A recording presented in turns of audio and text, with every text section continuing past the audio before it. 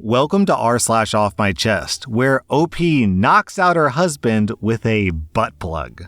Our next Reddit post is from Ill Economics. Alright, so picture this. It's the mid-90s, I'm a middle schooler, and pranking my friends is practically my hobby. One day, I was hanging out with a couple of my buddies. Let's call them Derek, Jamie, and Sam. We were riding bikes after school, just goofing around, when Derek suggested that we make a quick stop by his place so he could feed the dog. I had read about a genius prank in Mad Magazine, and suddenly I knew exactly what I wanted to try. The prank was a classic. You lift the toilet tank lid, position the fill hose just right so it sprays water at the person who flushes it. Since the water doesn't fill the tank, the float bulb won't rise, and the water keeps spraying until someone turns it off or fixes the hose. It was foolproof, or so I thought. As we get close to Derek's house, I put on my best desperate act. "Man, I really need to use the bathroom," I said, pretending to squirm. Derek told me no problem. He just needed to let the dog out and give it food and water. But then he said something that threw a wrench in my plans. To be honest, I need to go too.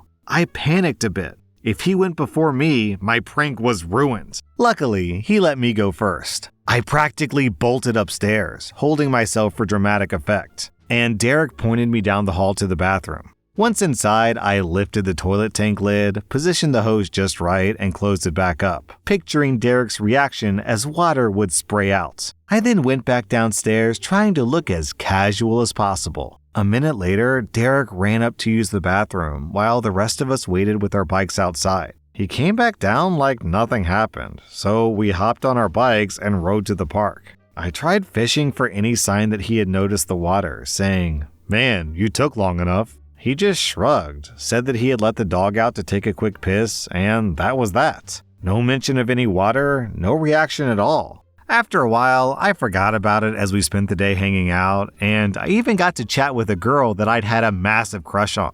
Life was good. Then came Monday. During class, I noticed Derek looked a bit out of it. After lunch, the PA system crackled, calling Derek to the office and announcing that he'd be leaving for the day. He looked confused, grabbed his stuff, and left. The whole class heard Derek grabbing things from his locker outside. But then, he didn't come back the next day, or the day after that. In fact, he didn't come back at all. We all wondered what the hell had happened. Finally, Sam, who was pretty tight with Derek, broke the news. Derek had moved away, just like that. My heart dropped. Derek was one of my closest friends, and it didn't make any sense. Sam explained that Derek's parents had been out of town that weekend, leaving him to check on the dog. Apparently, when Derek had gone to the bathroom, he flushed without noticing anything, and the prank went into full effect. The water kept spraying out all day Friday, then all through Saturday and Sunday, flooding the entire bathroom, then the hallway, and eventually causing the ceiling to collapse into the living room, and water to completely flood out the main floor and the basement. When Derek's parents came home on Monday, they found the aftermath of the disaster. They had no choice but to pick up and leave, as their house, which was already on the verge of being condemned, was now finished for sure. The house has since been demolished.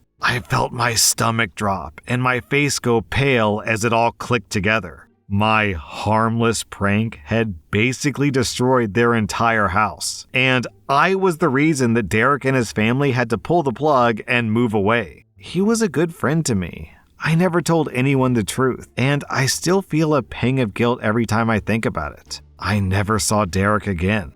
Down in the comments, people are asking why Derek never noticed the damage over the weekend, and OP explains. Derek was actually staying with his grandma that weekend and would only swing by to feed the dog, who had a little setup out in the backyard. The dog food was kept in the back entrance, so he never even went fully inside the main house after the first day. I've thought about this so many times, and the details still blow my mind. But yeah, the house was definitely destroyed by the time his parents got home.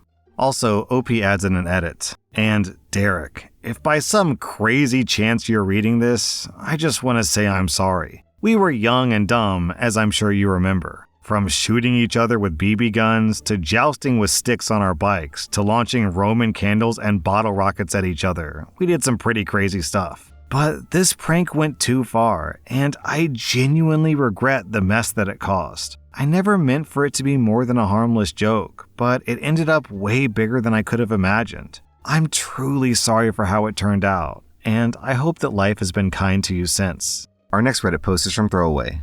My wife and I made the mistake of getting married too young, so she constantly stressed with our daughter and chores. I don't help enough, so after work, the only thing I have to do is make dinner and do laundry, while my wife has to do all the hard stuff alone. She's always throwing this in my face, and most of the time I can accept it since it's a valid argument, but sometimes I just lose my patience and yell back. Last week was one of those times, and I said something really hurtful, and she started smacking me, and I tried to sit down because that usually makes her less angry, and then she just starts choking me. I can't remember if I tried to get away or if she pushed me, but either way, she told me that I hit my head on the counter and then the floor and I passed out. My daughter was in the room and saw everything. She had never seen my wife hurt me in any way, so she was hysterical when I woke up because she thought that I died. Things have been pretty neutral between me and my wife for the past few days, but my daughter hasn't moved past it. She keeps looking at the bruises on my neck, and she follows me everywhere when I'm home. I know my wife feels like a horrible mother now, and my daughter won't talk to her unless it's necessary. I am so afraid that this will become a core memory for her. Why did I even argue? I feel like such a bad dad for not being able to keep my wife stable, but I'm just afraid of her, and she knows it. I love my wife despite everything, but I don't know if my daughter will ever see us as truly happy together after this. Yo, OP, you're straight up being abused. Your wife choked you out and gave you a head wound that knocked you unconscious in front of your daughter, and you're like, oh, I love her. Why did I provoke her? It's all on me. It's all my fault. Nah, man, you gotta get out of this relationship. She's a danger to you physically and a danger to your daughter psychologically. Our next Reddit post is from Deleted. I never thought I'd be sharing this, but here I am. I'm 40 and my wife, Lena, is 34. I've spent most of my life struggling with anorexia. It started when I was just 7 and it consumed my adult years. I never really dated before I met Lena. Anorexia just killed my social life, it seems. I had no motivation to date either. Many people don't know this, but this disorder absolutely destroys your sex drive. I felt drawn to Lena from the very start. She was confident, outgoing, and she loved everything that was smaller, like me. At 5'0", I was always the shortest guy in the room, and I thought that her attention was a blessing. She's the only woman I've ever met that found this attractive. When we first started dating, Lena was obsessed with my body. I remember the way her eyes lit up whenever I lost weight. She would say things like, "You look so delicate, so beautiful." And I felt flattered, even when I knew that I was severely underweight. Her admiration was intoxicating, and I felt so desired for the first time in my life. Lena would encourage me to restrict my eating, always excited whenever I'd share how little I'd consumed. I still remember how she would praise me after I starved for days. "I'm so proud of you, baby," she'd say, and I felt like the happiest man alive. At some point, I got hospitalized again.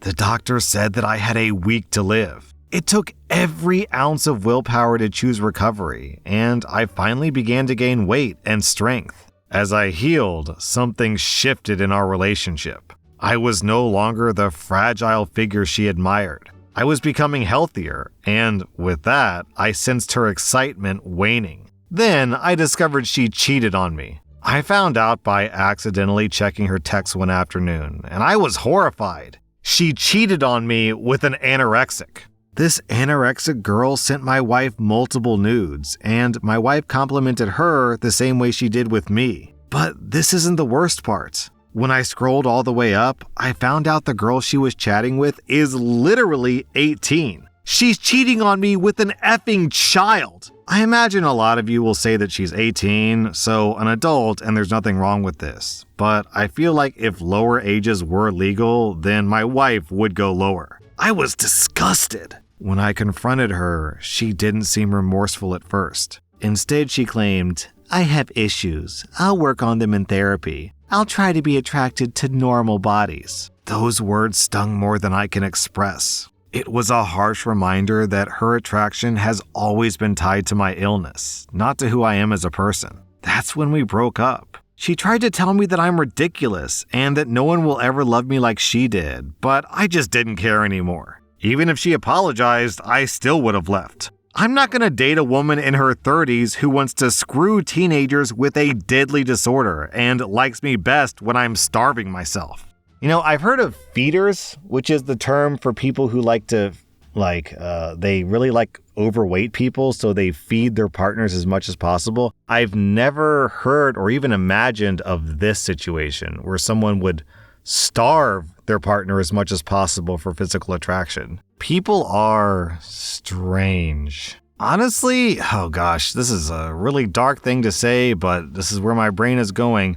I have to wonder if this isn't an anorexia fetish, and if instead this is just, if this is a fetish for children, because maybe the reason why she's attracted to you because when you're small, you look more like a kid? Maybe? I don't know. Our next Reddit post is from Miss Hertz. I just overheard a surgeon having intercourse with a newly graduated registered nurse in a call room. The surgeon is in his 50s, married, and his office is full of his family's pictures on the wall. Lots of pictures of him and his wife all over the office. Yeah, and he had intercourse with the newly graduated registered nurse, who's 20. She's super cute. I overheard them banging the bed while I was next door. Which the surgeon knows I may or may not be in the next room, but he chose to do it anyways. His wife is also a surgeon at the same hospital. I just want to get this off my chest while I'm waiting to get my In-N-Out burger.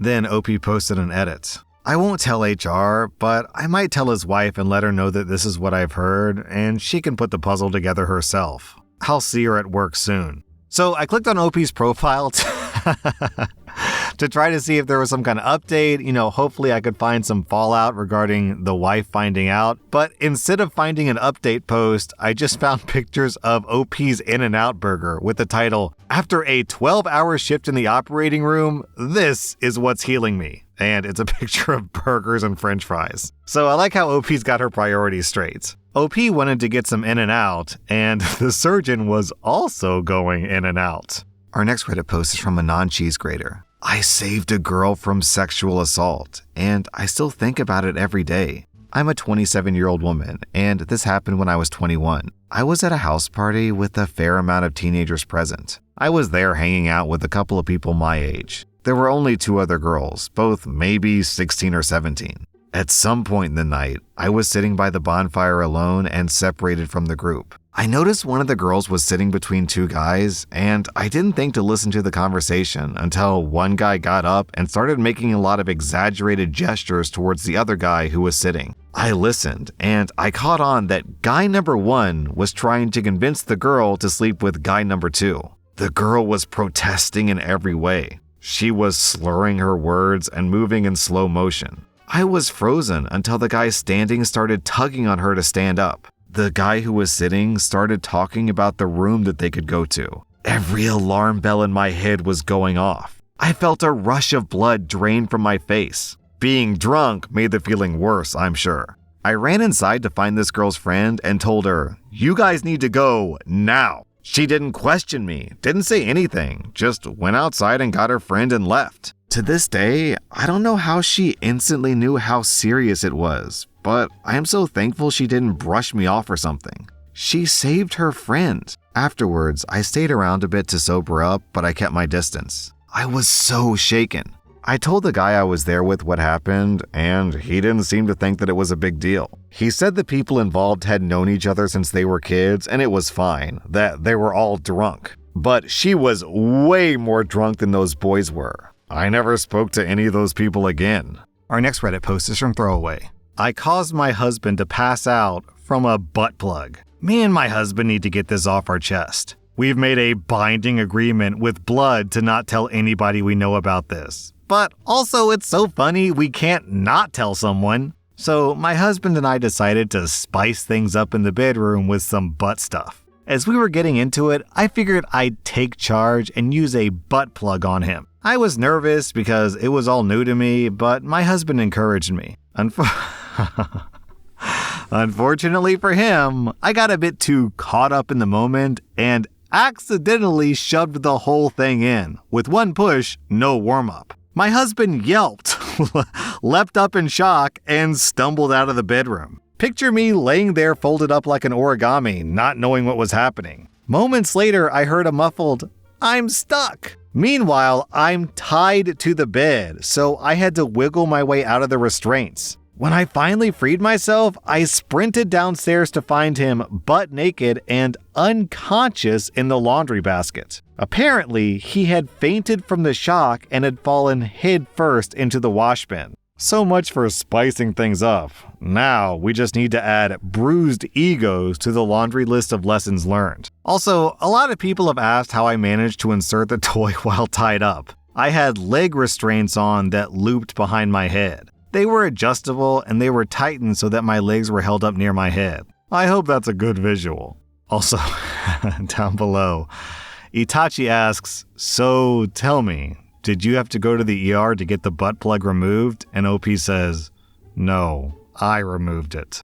That was r/offmychest. And if you like this content, check out my podcast where I publish the exact same episodes. Also, hit that subscribe button because I put out new Reddit episodes every single day.